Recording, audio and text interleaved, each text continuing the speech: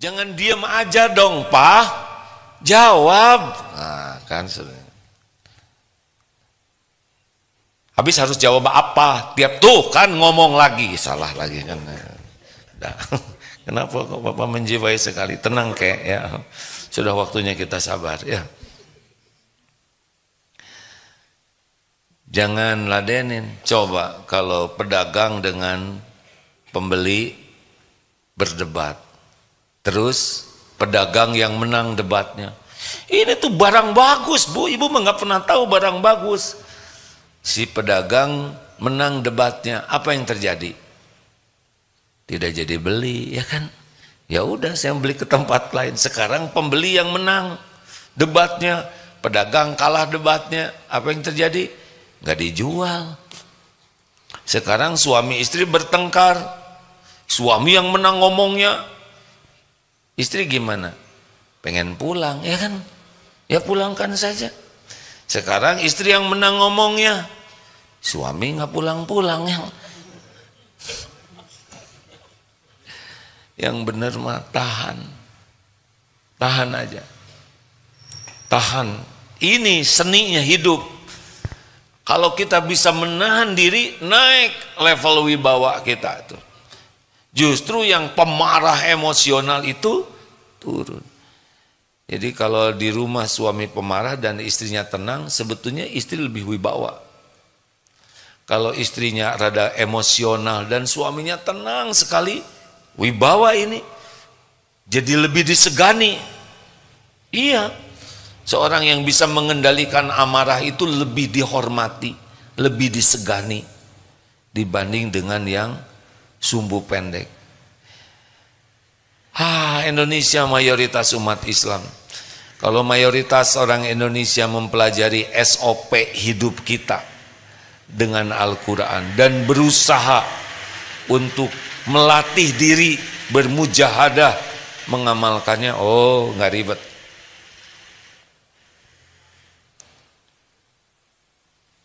Kalau sudah marah perkataannya tidak baik. Padahal man kana yu'minu billah wal yaumil akhir falyakul khairan aw liyasmut. Barang siapa yang beriman kepada Allah dan hari akhir, hendaklah berkata baik atau diam. Semua masalah itu diantaranya penyebabnya perkataan tidak baik. Kenapa perkataan tidak baik? Karena tidak bisa menahan amarahnya. Jarang yang marah perkataannya begini monyet ya, sesungguhnya enggak ada. Tidak mungkin. Wajah, raut muka, pemilihan kata, kecenderungannya zolim. Pakai dong otaknya, dasar otak udang. Gak tahu udang otaknya kayak apa ya. Kamu ini orang kampung, kata pembantunya. Kita kan di kampung se-RT, Bu. Diam. Error kalau sedang marah, ya. Maka kita relax saja, santai saja. Jangan dimasukin ke hati. Oh ini lagi nggak normal nih, lagi ngigo. Ini bukan yang ini aslinya. Mau ngomong apa aja, nggak usah dimasukin ke hati, nggak usah juga dibalas, nggak usah dijawab. Ini seninya. Kalau kita bisa begini, oh kita bisa menyelesaikan banyak masalah. Kenapa? Karena Allah akan menolong kita. Bukankah wa may yattaqillah yaj'al lahu makhrajan? Barang siapa yang bertakwa, Allah memberikan jalan keluar. Jadi bukan kita yang menyelesaikan masalah, karena kita berusaha hidup dengan standar yang Allah sukai, maka hadiahnya Allah menyelesaikan masalah-masalah kita. Masalah dengan anak, masalah dengan keluarga, masalah di tempat kerja. Sama, tempat kerja itu kan masalahnya marah-marah melulu, ya kan? Apakah seorang pemimpin bisa memimpin dengan baik kalau dia pemarah? Tidak. Karena dia akan zolim. Pemimpin itu syaratnya adil. Kalau ingin dicintai itu adil. I'dilu huwa aqrabul littaqwa. berlaku adillah karena adil lebih dekat kepada takwa. Sedangkan pemarah kecenderungannya tidak adil. Nah, kalau kita jadi pemimpin pemarah, guru pemarah, orang tua pemarah, sulit kita akan ditolong Allah menyelesaikan masalah. Harus bagi kita punya kesadaran mengukur level mana nih tingkat saya di dalam mengendalikan amarah. Dan saya harus jadi orang yang bisa mengendalikan amarah. Doa ke Allah supaya kita dilindungi dari sifat marah. Allahumma inni a'udzubika min munkaratil akhlaq wal a'mal wal ahwa wal adwa. Ya Allah, hamba berlindung kepadamu dari mungkarnya akhlak, amal, nafsu dan penyakit. Itu doa diantaranya. Allahumma dini li ahsanil akhlaq la yahdi li ahsaniha illa anta wasrif anni syai'aha la yasrifu anni syai'aha illa anta. Ya Allah, tunjukkan kepadaku akhlak yang baik, tidak ada yang dapat menunjukinya selain Engkau, dan palingkan dariku akhlak yang buruk dan tidak ada yang bisa memalingkannya selain Engkau. Ini penting doa. Sesudah target ingin tidak mau jadi pemarah, kita doa supaya kita bisa ditolong Allah tidak marah, dan pelajari ilmu bagaimana keutamaan menahan amarah dan bagaimana keburukan mengumbar amarah dan mujahadah. Tiap ada yang menjengkelkan, ini latihannya. Ada yang jengkelkan, ini latihannya. Ya, jadi tiap waktu kita berlatih. Jangan sampai gagal. Tidak ada bahagia bagi orang yang emosional dan jauh dari pertolongan Allah. Jadi kenapa kita menahan amarah? Kenapa?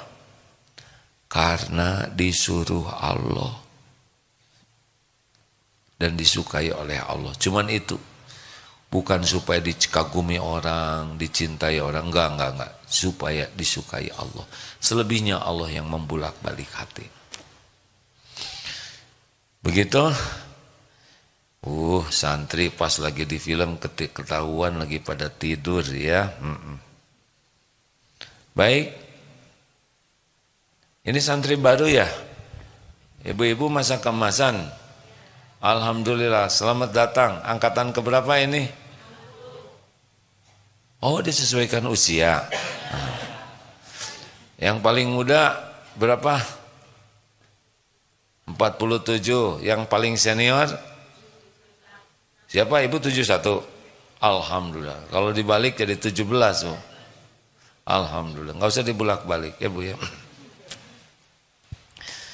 Ini bapak-bapak, yang paling muda siapa?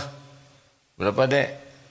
50. Saya berani nyebut Ade karena saya 62 ya. Yang paling senior siapa? Kak? 76. Wah, dibalik 67 ya, deket-deketan ya Pak. Baik. Terima kasih. Sama di sini nggak boleh marah-marah ya. Nanti seruangan nggak boleh marah-marah ya Bu. Nanti di wisuda cepet-cepet kalau pemarah. Jadi di ibu sekamar berapa orang?